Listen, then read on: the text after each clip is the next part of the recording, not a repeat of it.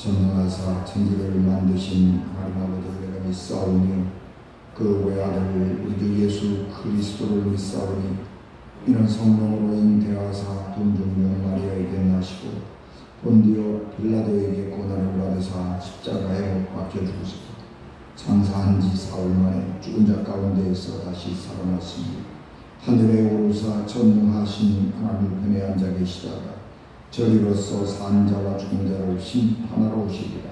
성령을 믿사오며 거룩한 공회와 성도가 서로 교통하는 것과 죄를 사하여 주시는 것과 몸이 다시 사는 것과 영원히 사는 것을 믿사오나이다. 아멘.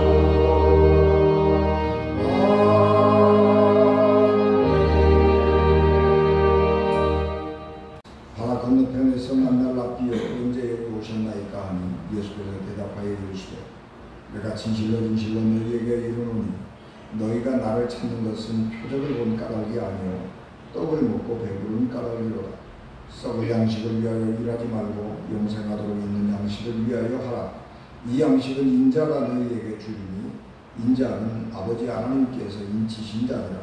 그들이 묻되 우리가 어떻게 하여야 하나님의 일을 하오리까?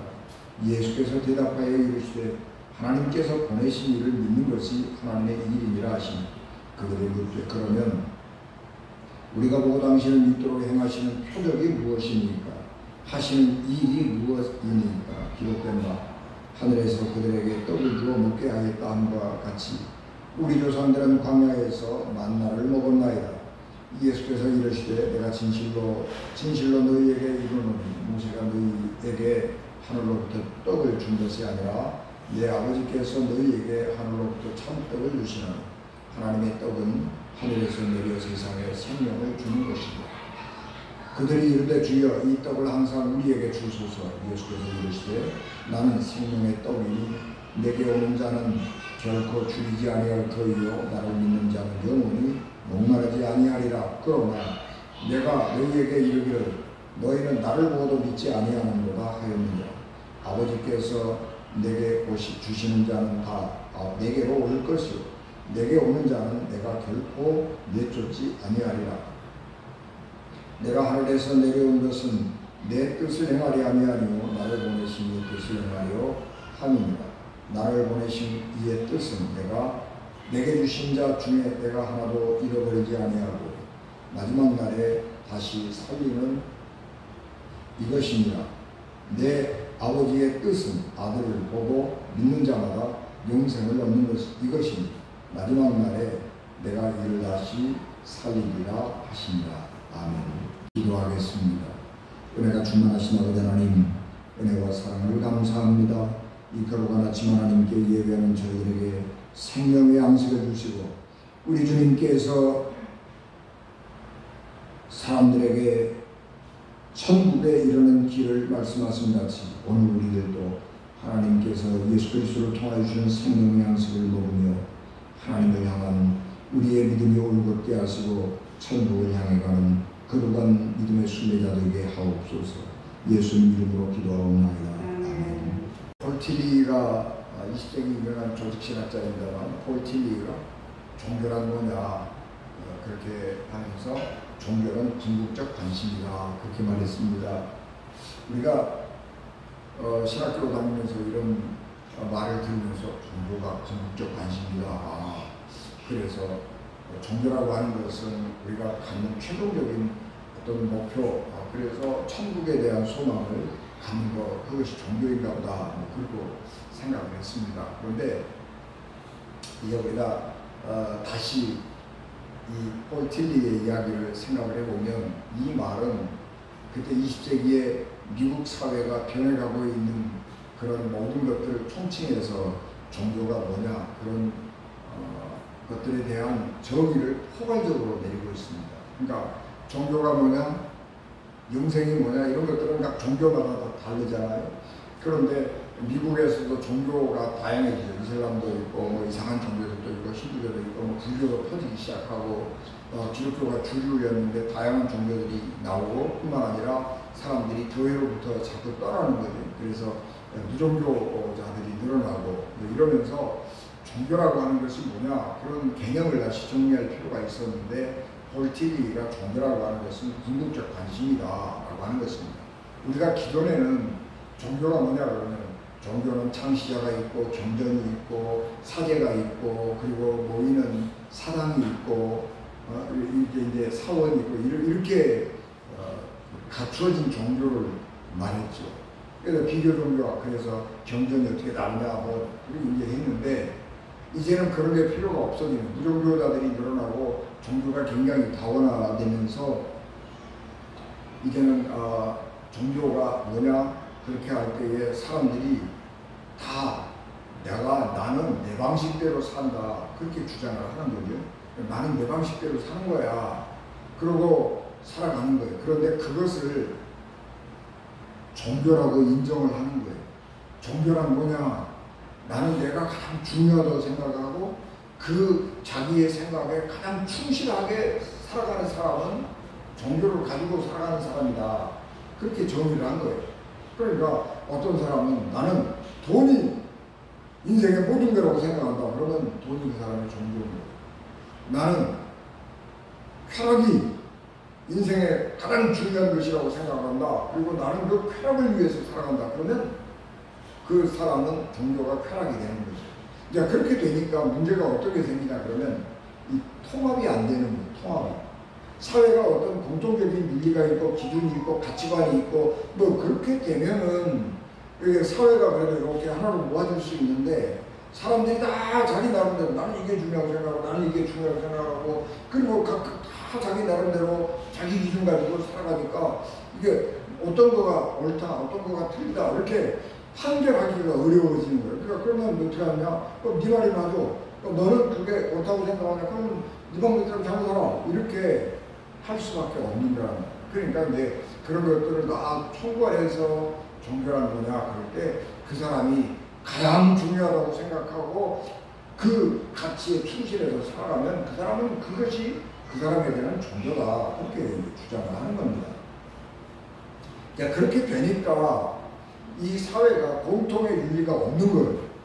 그래서 사람들이 다 뿔뿔이 흩어져 버리고 전체보다는 개인이 훨씬 더 중요해지는 겁니다. 국가 중요하지 않아요. 국가가 중요하지 않아요. 국가가 번영하고 잘 살고, 아니 그걸 중요하지 않아요. 내가 번영하고 잘 살아야 되는 거예요. 내가. 그래서 뭐 애국심, 충성심 이런 거 없어요. 어떻게 하면 내가 이 땅에서 편안하게 잘 살고 내가 원하는 거 얻고 즐기고 그렇게 인생을 살 거냐, 이렇게 이제 살아가게 되니까 공통의 가치가 없어져 버리게 되고, 그래서 오늘 우리 사회에서 남아있는 게 뭐냐 그러면 고독이에요. 고독. 외로워요. 옛날에는 부모가 자식을 위해서 희생한다, 그게 당연한 가치라고 생각을 했는데 요새는 안 그래요. 내가 왜 자식들을 위해서 희생해? 지 인생은 지 인생이고, 내 인생은 내 인생이지. 내가 그만큼 해줬으면 됐지. 근데 지 인생을 알아야지. 그거 산 거예요, 그게. 우리가 전통적으로 연세가 많으신 분들은 가족을, 자녀들을 위해서 모든 걸 다 희생하고 헌신했다고 생각을 했는데, 그렇게 살았는데 지금 와가지고는 아니, 내가 나 살기도 내가 그동안에 고생하고 애들 키우느라고 고생하고 내가 살았는데, 내가 니 늙어가지고 손주들 키우느라고 내가 또 거기 지옥살이 하고 살아? 안 키워줘. 니들이 알아서 해. 그런 생각이 되어버렸단 말이야. 그래서 구체적으로는 어쩌면 참 편안할지 몰라요. 모르는 거 있으면 옆 사람한테 물어볼 거 없어요. 인터넷에 찾아보면 다 나와요. 요리, 엄마한테 전화해가지고 엄마 지금 김치찌개 끓고 있는데 여기다 뭐 넣어야 돼? 설탕 넣어야 돼? 미원 넣어야 돼? 이런 거 안 물어봐도 돼요. 인터넷에 찾아보면, 유튜브에 찾아보면 레시피가 딱 나와있고 딱 나와있어. 그러니까 그거만 보고 하면 되는 거예요. 이제는 뭐 별로 필요가 없어요. 그래서 사람들이 개인주의가 되고 혼자 살아가게 되니까 사람들이 고독해졌는데, 사람들은 이게 고독이 병이 됐어요. 그래서 이 고독을 견디어내기가 너무너무 어려운 거예요. 제가 언제나 아침에도 썼는데, 사람들이 왜 개를 좋아해요? 개는 우리하고 이렇게 좀 비슷하게 교감이 돼요. 재롱도 떨고요. 그런데 이 개는 절대 충성을 하고 배반을 안 해요. 배반을 안 해요. 그래서 개를 키우는 거요. 손주를 키우려면 성질나고, 자식들하고 살려면 그냥 성질날 일이 많은데 개하고 살는데 성질날 일이 없어요. 그냥 성질나고 개 패면 되고. 그래도 개는 배반을 안 해요. 나와갖고 또 아양떠고 그런다고. 그래서 개 키우는 재미가 그 쏠쏠한 거예요, 그게. 그래서 이제 그것이 옳으냐, 그렇게 이제 우리가 판단을 하게 되는 거거든요. 기독교인의 관점에서 옳으냐, 그러면 그건 하나님이 그렇게 세상을 만들지 않았는데, 그렇게 말을 하지만 사람들이 다 그렇게 살아가니까 그렇게 산다고 막을 수가 없어요. 개천지에서 살지만 옆집에서 개 소리만 안 들리면 뭔 얘기 안 한다고요. 그냥 그렇게 되는 거죠. 어느 날 사람들이 예수님의 말씀을 듣기 위해서 원근각지로 많이 모여들었습니다. 그런데 그날은 사람들이 많이 모여들고 예수님 말씀을 듣고 하는 것을 보면서 빌립에게, 야, 내가 이 사람들에게 다 식사 한 끼를 제공을 하려고 그러면 얼마나 빵이 많이 필요하겠냐? 그리고 빌립에게 물어봤습니다. 요한복음에는 빌립을 시험하기 위해서 그렇게 물었다, 그렇게 말씀을 합니다. 빌립이 뭐라고 대답하나, 그런 거죠. 그러니까 빌립이라고 하는 말은 유대인의 이름이 아니에요. 헬라식 이름이에요. 그러니까 헬라식 이름이라고 하는 이야기는 유대교 전통에서 떠나 있는 사람이고 이방 문화를 받아들여서 살아가는 굉장히 자유로운 그런 사람들이죠. 그래서 이제 예수님이 빌립에게, 야, 얼마같이 빵을 사야 이 사람들 한 끼 먹을 수 있겠냐. 그리고 그러니까 빌립이 뭐라고 그러냐 그러면 한 200데나리온어치의 빵을 사도 모자랄 것 같은데요. 그렇게 얘기한 거예요. 200데나리온 그러면 데나리온 하나가 하루 일당이라고 그러면 한 사람이 200일 동안 일을 해서 받은 일당이니까 어마어마한 거잖아요. 그럴 때에 또 다른 헬라식 이름을 가지고 있는 안드레가 선생님 여기 보리떡 5개 하고 물고기 2마리가 있는데 이거 이 많은 사람들한테 도움이 되겠습니까? 그리고 그것을 이렇게 얘는 빌립이 예수님에게 갖다 드려요. 그랬더니 예수님께서 제자들에게 사람들을 질서 있게 다 앉히라 이렇게 해서 잔디밭에다 질서 있게 50명씩 100명씩 이렇게 앉았어요. 그리고 축사하시고 하늘을 향해서 우러러 기도하시고 제자들에게 이 떡을 나눠주라. 그랬더니 놀랍게도 그 5,000명이나 되는 사람들이 다 먹고 빵이 사람들이 배불러서 막 버렸어요.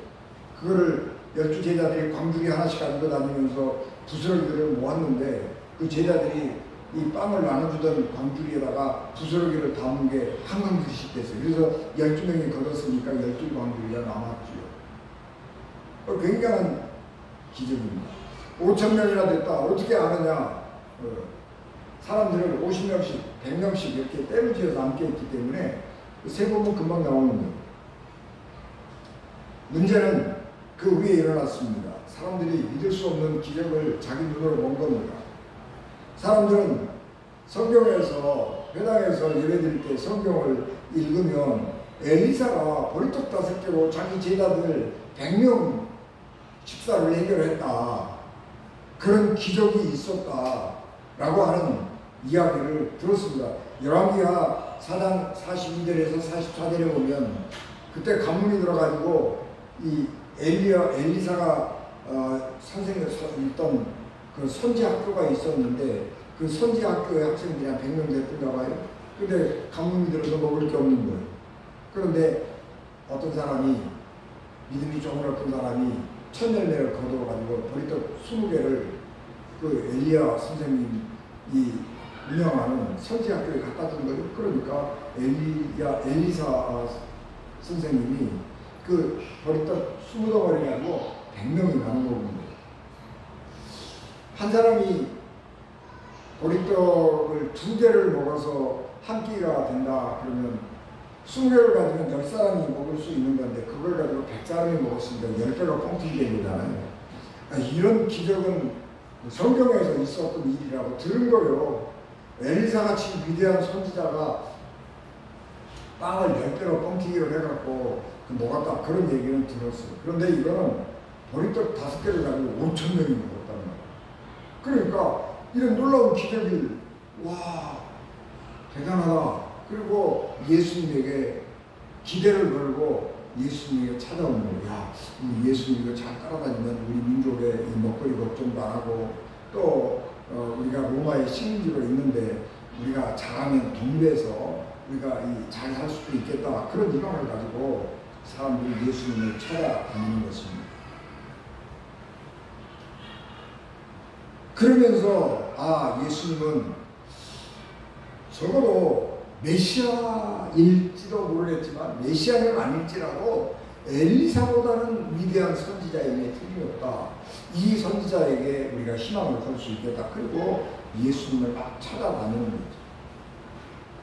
그런데 예수님께서 몸을 피하는 겁니다. 그리고 이 예수님을 찾아온 사람들에게 비판하는 거예요. 너희들이 나를 왜 찾아왔냐?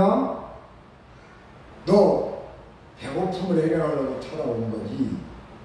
여기에서 무슨 하나님의 뜻을 찾고 하나님의 무슨 말씀을 기대하고 온 게 아니지 않느냐. 그리고 사람들을 책망하면서 예수님 자신의 정체성을 밝히는 겁니다.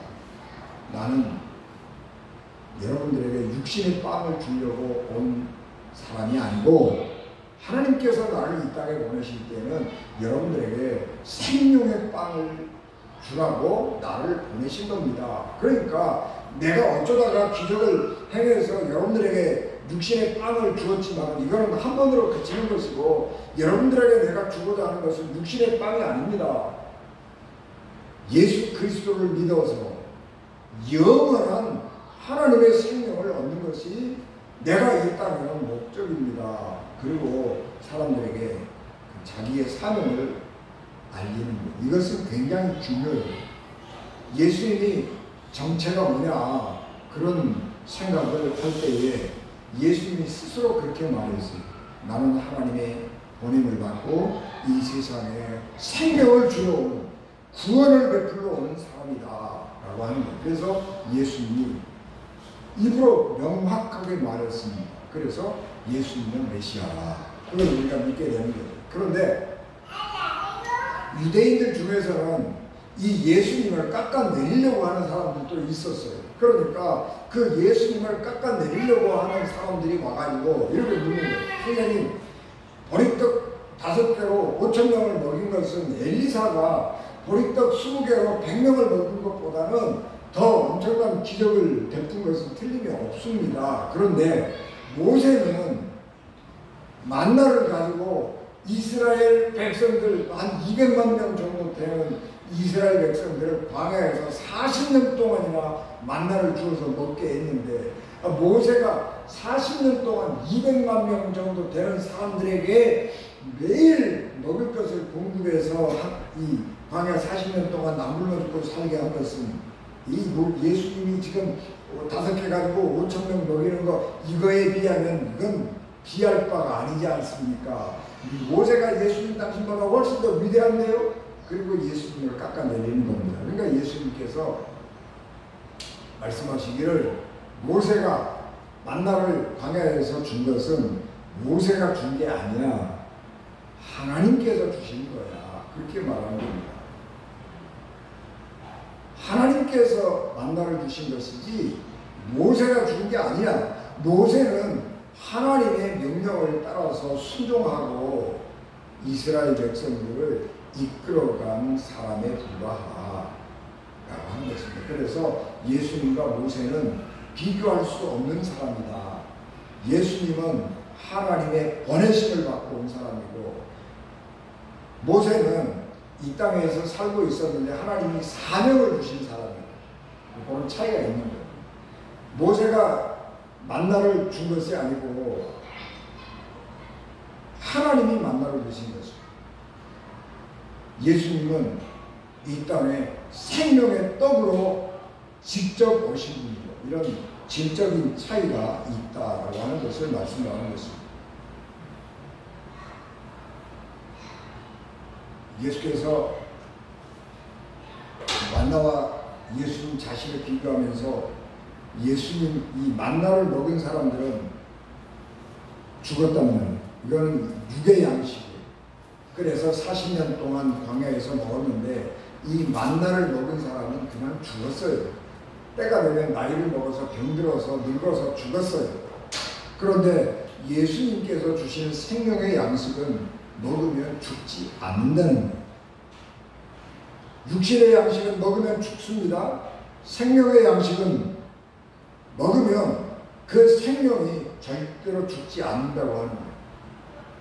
그래서 이 만나와 예수님과는 비교할 수 없는 놀라운 차이점을 갖게 된다고 하는 것을 말씀하는 것입니다.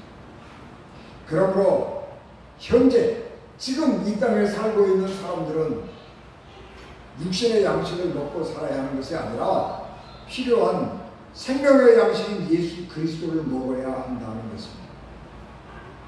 사람들이 나는 이렇게 사는 게 좋아, 그리고 돈 많이 벌어서 좋은 차 타고 좋은 물건 사용하고 좋은 곳에 가서 즐기고 쾌락을 즐기고 이렇게 살아가는 것이지만 그것도 어느 순간 다 끝나는 거예요.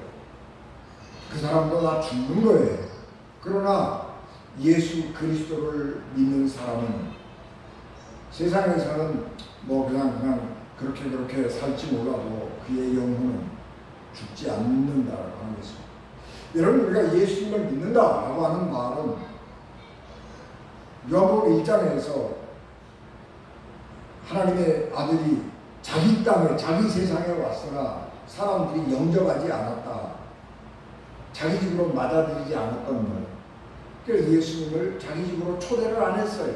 예수님이 왔을 때 거절했어요. 그런데 어떤 사람들은 예수님을 자기 집으로 맞아들였어요. 자기 집에 손님으로 들어오게 하고 환영했어요. 그래서 그것을 높임말로 영접한다고 그래요. 그래서 예수님을 영접해서 자기 집에 모신 거예요. 그런 사람은 예수님과 새로운 관계를 맺는 겁니다. 그래서 처음에는 예수님과 하고 우리가 주인이고 손님이 돼서 우리가 주인이고 예수님이 손님이에요. 그래서 우리가 맞아들이는 거예요. 그래서 예수님한테 밥 한 끼 대접하고 뭐 이렇게 하는 거예요. 그런데 이 관계가 점점 친밀해지고 발전되면 예수님과 우리가 주인과 손님으로 만나는 것이 아니고 이제는 친구로 만나게 되는 거예요. 그래서 친구로 만나게 되는데 친구로 만나게 될 때에 이 친구는 보통 친구가 아니고 유무상통하는 친구예요. 그래서 예수님이 이 친구인 인간에게 자기가 가지고 있는 모든 것을 다 주는 거예요. 예수님은 하나님께서 세상을 구원하라고 보내시면서 하나님이 가진 모든 것을 다 주셨어요. 그래서 예수님은 그 가지고 모든 것을 다 가지고 있는데 그 가지고 있는 것을 친구인 사람에게 다 주는 거예요. 그러면 인간은 가지고 있는 게 뭐 있어요? 근심, 걱정 이런 거 가지고 있잖아요. 이런 거를 예수님에게 주는 거예요. 그래서 예수님하고 자기 가진 것을 나누는 거예요. 예수님은 하나님의 은혜, 하나님의 능력, 생명 이런 것들을 우리에게 주고 우리는 우리가 가진 게 그거밖에 없으니까 근심, 걱정, 고통 이런 것들을 예수님에게 드리는 거예요. 나누는 거예요.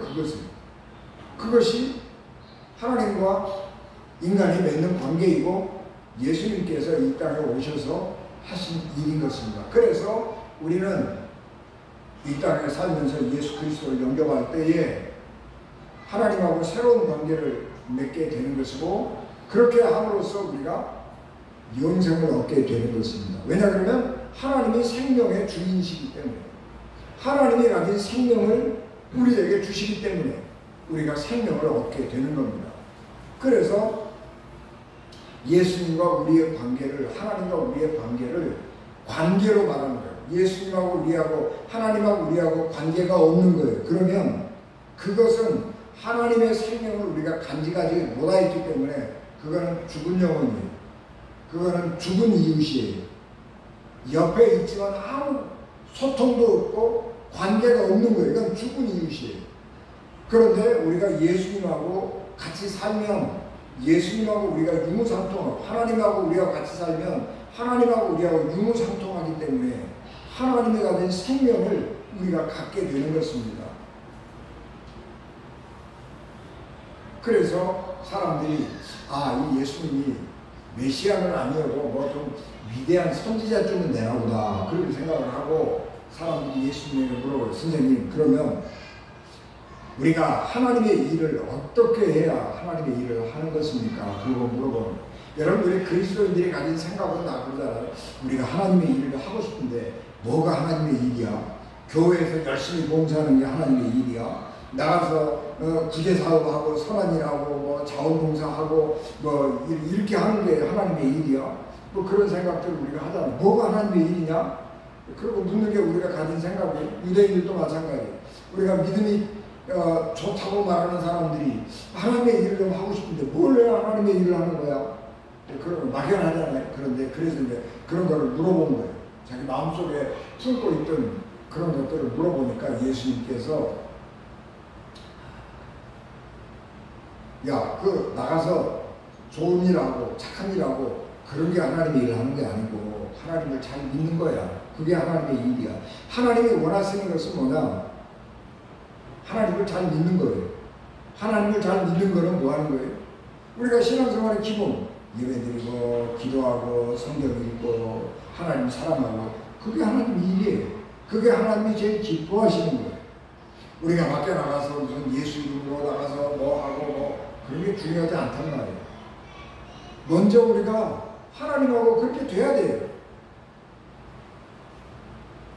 마지막 날에 우리 어떤 사람들이 예수님한테 선생님, 우리가 예수님 이름으로 하나님 이름으로 좋은 일 착한 일 많이 했잖아요. 그런데 왜 우리를 모른다고 하세요? 그렇게 할 때 예수님이 너희를 모른다. 악한 자들아 떠나가라. 그렇게 얘기했어요. 무슨 얘기냐 그러면 하나님하고 관계없이 하나님의 이름으로 자기 일하는 사람들이 있단 말이에요. 하나님을 팔아서 자기 일하는 사람들이 있어요. 이단들이 다 그렇지요. 대표적으로 우리 저기 그 누구야 그 사랑제일교회나 그런 사람들 있잖아요. 하나님 이름으로 자기 일하는 거예요. 뭐 과음 나가가지고 뭐 하다가 그러고 막 문재인이 죽이는 놈이고 문재인이 가짜 같은 놈이고 그래갖고 뭐 하는 거예요. 그래서 돈 모아가지고 어마어마하게 돈 모아가지고 그 돈 가지고 뭐 딴짓하고 사는 거예요. 하나님 이름 빌려가지고 자기 일 하는 거예요. 자기 돈벌이하고 자기 사업하는 거예요. 이단들이 다 그렇잖아요. 이단들이 그래서 엄청난 부자잖아요. 다들. 그런 거예요. 그런 사람들 하나님이 모른다는 거예요. 예수님이 모른다는 거예요. 일이 중요한 게 아니에요. 하나님을 잘 믿는 게 중요한 거예요. 교회가 크냐 작으냐 그런 게 중요하지 않아요. 교회가 돈이 많고 사람이 많아서 세상에 나가서 선한 일을 많이 해요. 돈 가지고 사람 동원해서. 그런데 그 일을 하는 거하고 그 일을 하는 사람하고는 나와요. 내가 착한 일을 하기 때문에 내가 착한 사람이 아니라고요. 이상하죠? 일하고 본질하고는 달라요. 나는 착하지 않은데 무슨 이유 때문에 내가 사람들한테 잘 보여야 되기도 하고 내가 가지고 있는 처지, 입장 이런 것 때문에 착한 일을 할 수가 있어요. 그런데 그건 하나님이 인정을 안 하는 일이에요. 하나님의 일을 하려고 그러면 하나님의 이름으로 하나님의 영광을 위해서 해야 되는 거예요.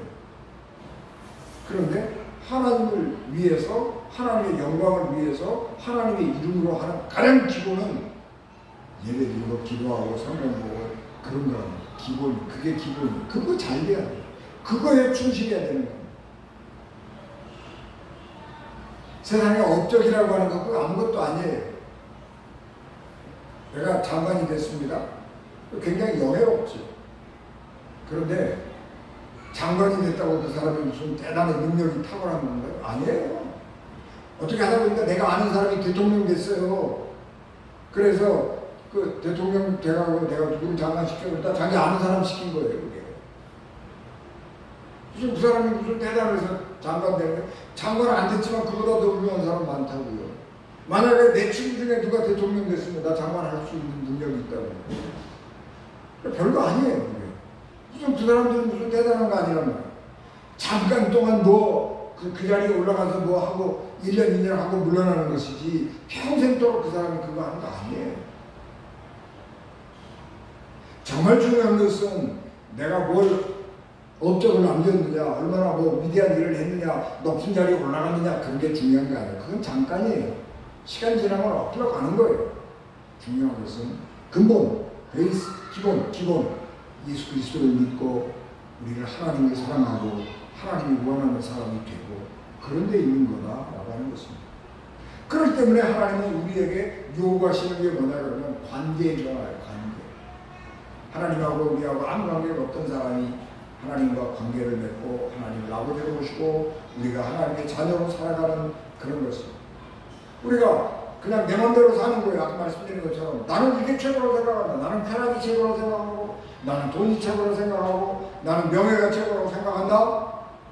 그리고 사랑하는 사람이 변화되어서 하나님이 기뻐하시는 일을 하고 예수님처럼 하나님을 사랑하는 일을 하고 그렇게 변화되어야 되는 거예요. 그것이 구원이에요. 그것이 하나님이 기뻐하시는 일이고 하나님이 사랑하는 일인 것입니다. 그래서 우리가 하나님과 그런 관계가 되어야 하는 것입니다. 그래서 그런 일이 되려고 그러면 우리가 예수님을 잘 본받아야 돼요. 예수님은 하나님을 제일 잘 믿는 사람이고 예수님은 하나님을 제일 사랑하는 사람이에요. 그럼 예수님이 어떻게 이 땅에 계실 때에 하나님을 섬겼는가 그런 것을 보면 되는 겁니다. 그래서 우리가 예수님을 믿고 살아가고 섬길 때에 우리가 영생을 얻을 수 있게 되는 겁니다. 제가 지난번에 그 정현채 박사의 그런 죽음 올려드렸죠. 우리나라에서 죽음을 연구하는 사람들이 몇 있는데 그 정현채 박사님이 그 선두주자 가운데 하나입니다. 전 세계적으로는 옛날에는 임사체험 그랬는데 요즘에는 니어데스 익스피리언스 그래서 근사체험이에요. 거의 죽음에 일어났던 사람, 거의 죽음 문턱에까지 갔던 사람들 중에서 살아난 사람들이 있는데 그 사람들 중에서 조사를 해보면 그 자기가 그 혼수 상태에 있던 그때에 일을 기억하는 사람들이 있어요. 한 10%에서 20% 되는 사람들이. 그런 사람들이 어떤 세계를 갔다 오는 거예요. 그리고 그런 경험을 해요. 그러면서 사람은 몸은 죽어도 우리의 영은 죽지 않는구나. 그걸 아는 거예요. 우리 몸은 죽어도 영은 안 죽어요. 그리고 어떤 이상한 경험들을 하게 되는데 죽은 사람이 산 사람에게 자꾸 메시지를 보내요. 꿈도 꾸고 꿈에 나타나서 뭐라고 얘기하기도 하고. 우리는 옛날에 점대느라고 그런다 그러잖아요. 무서운. 어떤 경우는 아주 꿈에 좋은 모습으로 나타나기도 해요. 좋은 곳에 갔나 보다. 그렇게 얘기하고 있고 그러는 거예요.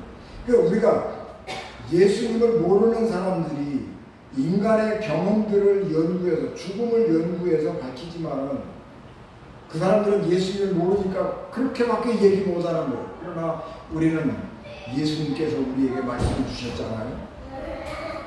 예수님께서 거지 나사로하고 부자가 죽어서 거지 나사로는 천국에 갔고 그 부자는 지옥에 갔는데 예수님 비유하시잖아요. 어떤 사람은 예수님이 비유지 진짜가 아니다 그렇게 말하는 사람도 있어요. 근데 아니에요. 예수님의 비유를 했는데 뻥을 했을까요? 진짜니까 말씀하신 거. 그러니까 그 예수님의 비유는 단순히 비유라고 믿으면 안 돼요. 사실이에요. 우리의 삶이라고 하는 것은 이 땅의 삶이 전부가 아니에요. 또 다른 죽음 넘어 또 세계가 있는 거예요. 그 세계를 생각하면 우리는 지금 이 땅에서 어떻게 살아야 되는가 하는 것을 알게 되는 겁니다. 그래서 우리가 예수 그리스도를 믿고 하나님의 자녀로 살아간다고 하는 것은 이 세상에서 단지 그리스도인으로 사는 것 그것이 문제가 아니고 이 세상에서 하나님의 은혜를 입고 살아간다고 하는 것은 문제가 아니고 그것을 넘어서 영원한 생명 하나님의 나라에서 우리의 영혼이 복되게 사는 삶을 준비하고 있다고 하는 그것을 늘 기억해야 하는 것입니다. 그래서 그것을 준비하고 사는 사람들은 오늘 여기에서 영생을 얻고 사는 것입니다. 영생의 길에 들어서 있는 거예요. 그래서 이미 우리는 영생의 길에 들어서 있고 영생을 살고 있는 겁니다. 그게 우리 믿음의 본질인 것입니다. 그래서 예수님이 생명의 떡이에요. 우리는 생명의 떡 그러면 예수님을 먹고 마신다 그러잖아요. 그래서 우리가 성찬식에서 떡과 포도주를 먹으면서 우리 이것은 예수님의 살이고 예수님의 피입니다. 그 상징이죠. 그런데 우리는 예수님을 믿고 예수님의 말씀을 순종하고 그것이 진짜로 예수님의 살과 피를 먹는 거예요. 그래서 우리가 예수님은 이 세상에 주는 이 세상에 오시는 생명의 떡이고 우리가 그 예수 그리스도를 잘 믿으면 우리의 삶이 활력이 넘치는 거예요. 생명이 있는 거예요. 생명이 없으니까 고독하고 외로운 거예요. 생명. 그래서 우리가 하나님의 예수 그리스도를 믿고 예수 그리스도 생명을 주는 생명의 떡인 예수 그리스도를 우리가 먹고 하나님의 자녀가 되어야 하는 것입니다. 이 예수 그리스도를 생명의 떡으로 우리가 받고 하나님의 거룩한 자녀가 되어서 영생을 사는 유진자가 되시기를 주 예수 그리스도 이름으로 축복합니다. 기도하겠습니다. 은혜가 충만하신 아버지 하나님, 넘치는 은혜와 사랑을 저희들에게 충만하게 하옵소서. 하나님의 능력과 권능을 충만하게 하옵소서. 생명의 떡인 예수 그리스도를 먹고 우리가 하나님의 자녀로 영생을 사는 거룩한 복된 하나님의 사람들 되게 하옵소서. 예수님 이름으로 기도하옵나이다.